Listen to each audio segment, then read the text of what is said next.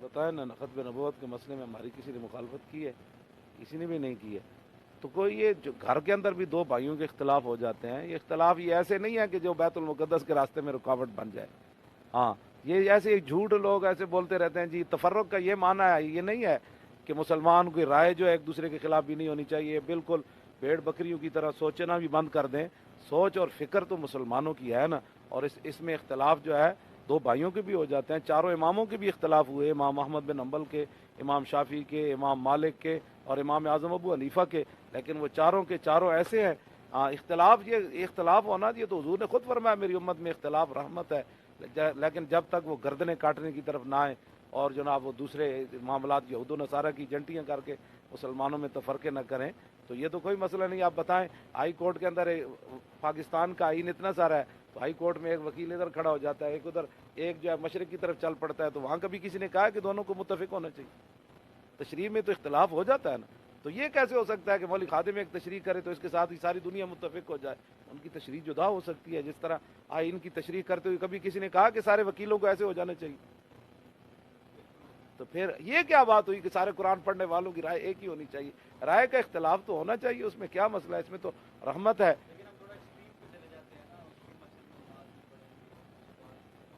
اس کو بھی حل کیا جا سکتا ہے جب دین آئے گا نا.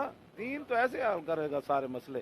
دین پھر پوچھے گا نا کہ وہ جو 60 لاکھ ایک وہ کیا کہتے ہیں اینکر تنخواہ کس بات کی لے رہا ہے؟ ایک آدمی کو روٹی بھی نہیں کھانے کی مل رہی، وہ 60 لاکھ صرف باتوں سے.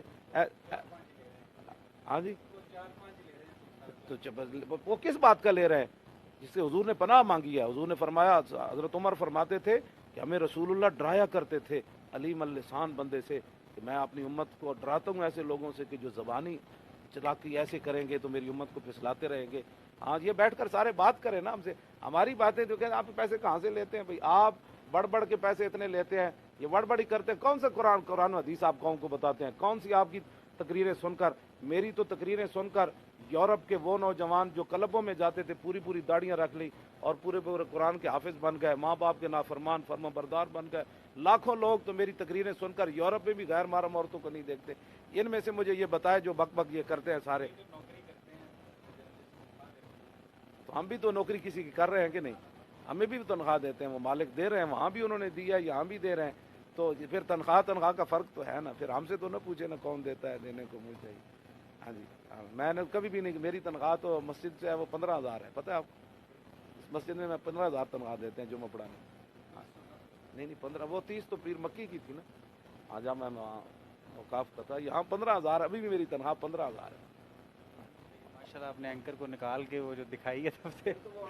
میرے وہ مریدین اور جو محبت کرنے والے ہیں تو وہ تو یہ ابھی بھی پتہ نہیں واس کاٹ کے کپڑے، اور میرے ابھی کپڑے انہوں نے اتنے خوبصورت لائے ہیں، واس کاٹ بھی لائی ہے. تو اب میں ان کو کیا کہوں بھائی نہ لاؤ؟ جب رب دیتا ہے تو پھر میں کیسے انکار کروں گا نہیں لینے؟